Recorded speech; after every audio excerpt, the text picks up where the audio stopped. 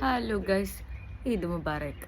ഇന്ന് ഞാൻ വന്നത് എന്താ വെച്ച് കഴിഞ്ഞാൽ നമ്മൾ അബ്രോഡ് ലൈഫിൻ്റെ ഒരു റിയാലിറ്റി ആയിട്ട് വന്നതാണ്. എൻ്റെ കാര്യങ്ങളൊന്ന് ഷെയർ ചെയ്യാൻ വേണ്ടി വന്നതാണ്. നമ്മൾ വിചാരിക്കും അബ്രോഡ് ലൈഫ് അടിപൊളിയാണ്, അങ്ങനെയാണ് ഇങ്ങനെയാണ് ഒക്കെ വിചാരിക്കും. പക്ഷെ നമ്മളെ വെറും തെറ്റിദ്ധാരണ മാത്രമാണ്. അപ്പം എൻ്റെ ഒരു കേസ് പറയാമെന്നുണ്ടെങ്കിൽ, ഞാനും എൻ്റെ 2 ഫ്രണ്ട്സ് ഉണ്ട്. ഞങ്ങൾ ഒരുമിച്ച് അബ്രോഡ് വരാം, ലൈഫ് സെറ്റിൽ ചെയ്യാം അങ്ങനെയൊക്കെ വിചാരിച്ച് വന്ന ആൾക്കാരാണ്. പക്ഷെ എന്തോ നിർഭാഗ്യവശാൽ എനിക്ക് മാത്രം വിസ അടിച്ചത്, ബാക്കിയുള്ള 2 പേർക്ക് വിസ റിജക്റ്റായി. പോളണ്ടിൻ്റെ ഒരു കേസ് വരാമെന്നുണ്ടെങ്കിൽ, ഞാനിപ്പോൾ പോളണ്ടിൻ്റെ ഒരു കേസ് വരാമെന്നുണ്ടെങ്കിൽ പോളണ്ടിൽ വെക്കുമ്പോൾ ഒരു 4 ആൾക്കാർ വെക്കുന്നുണ്ട്, അതിൽ ഒരാൾക്ക് 2 പേർക്ക് കിട്ടും. ഒരു 10 ആൾക്കാർ വെക്കുന്നുണ്ട്, അതിൽ 2-4 പേർക്ക് കിട്ടും. അതിങ്ങനെയാണ് അതിൻ്റെ ഒരു കണക്ക്. അപ്പം ഞങ്ങൾ ഒരുമിച്ച് വരാം, അങ്ങനെയാണ് തേങ്ങയാണ് മാങ്ങയാണെന്നൊക്കെ പറഞ്ഞ് ഒരുമിച്ച് അപ്ലൈ ചെയ്ത് 2 ആൾക്ക് റിജക്റ്റായി, എനിക്ക് കിട്ടി. ഞാൻ ഒറ്റയ്ക്കായി. ദെൻ കാര്യങ്ങളുടെ കടപ്പ് ഇങ്ങനെയൊന്നും അല്ല.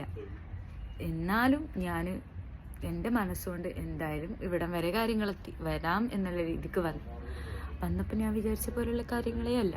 നമ്മൾ വിചാരിക്കും നമ്മുടെ കൂടെ എല്ലാവരും ഉണ്ടാവും, നമ്മൾ അങ്ങനെ ജീവിക്കും ഇങ്ങനെ ജീവിക്കും. അത് വെറും തെറ്റിദ്ധാരണ. നമ്മൾ നാട്ടിലുള്ളതിനേക്കാളും ഒറ്റപ്പെടും. നമ്മൾ നാട്ടിലുള്ള പോലത്തെ ഫ്രണ്ട്സോ കാര്യങ്ങളൊന്നും അല്ല ഇവിടെ. നമ്മൾ ഒറ്റപ്പെടും എന്ന് പറഞ്ഞാൽ കംപ്ലീറ്റ്ലി നമ്മൾ ഒറ്റപ്പെടുമ്പോൾ നമ്മൾ കുറേ കാര്യങ്ങൾ പഠിക്കും. സോ അതുകൊണ്ട് ഞാൻ ഇനി വരാനുള്ള കുട്ടികളോട് പറയേണ്ട ഒരു കാര്യമാണ്, നിങ്ങൾ ഒറ്റപ്പെടും. എല്ലാ കാര്യങ്ങളും ലൈഫിൽ വന്നു കഴിഞ്ഞാൽ ഫേസ് ചെയ്യാനുള്ളൊരു മനക്കെട്ടുള്ള ആൾക്കാരാണെന്നുള്ള ഒരു ബോധ്യം നിങ്ങൾക്ക് ഉണ്ടായിക്കൊണ്ട് മാത്രം കെട്ടി ചെയ്യുന്നുള്ള ഇങ്ങോട്ട് അങ്ങനെ തന്നെ ചുരുക്കി പറയാം. പല ആൾക്കാരെ കാണും, പല സിറ്റുവേഷനും ഫേസ് ചെയ്യേണ്ടി വരും. 2-3 നേരം പട്ടിണി കിടക്കേണ്ടി വരും. പൈസക്ക് ചിലപ്പോൾ നമ്മൾ അലയേണ്ടി വരും. പാർട്ട് ടൈമും കാര്യങ്ങൾക്കും വേണ്ടിയിട്ട് അവിടെ ഇവിടെ പോയിട്ട് പണി എടുക്കേണ്ടി വരും. എല്ലാ പ്രശ്നങ്ങളും ഉണ്ടാവും.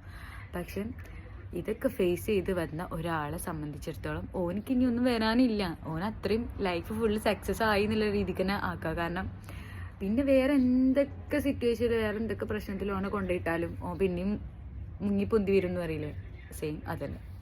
സോ അതുകൊണ്ട് എനിക്ക് നിങ്ങളോട് പറയാനുള്ളത് എന്താ വെച്ച് കഴിഞ്ഞാൽ, ഇനി അബ്രോഡ് ലൈഫ് നോക്കാനുള്ളവരും അബ്രോഡ് ലൈഫിലേക്ക് വരാൻ പോകുന്നവരോടും പറയാനുള്ളത്, മനസ്സിനെ കുറിച്ച് കട്ടിയുള്ള ആൾക്കാരാവുക, എല്ലാ സിറ്റുവേഷനും ഫേസ് ചെയ്യാൻ പറ്റുന്ന ആൾക്കാരാവുക, പണിയെടുക്കാൻ തയ്യാറാവുക, പട്ടിണി കിടക്കാൻ തയ്യാറാവുക.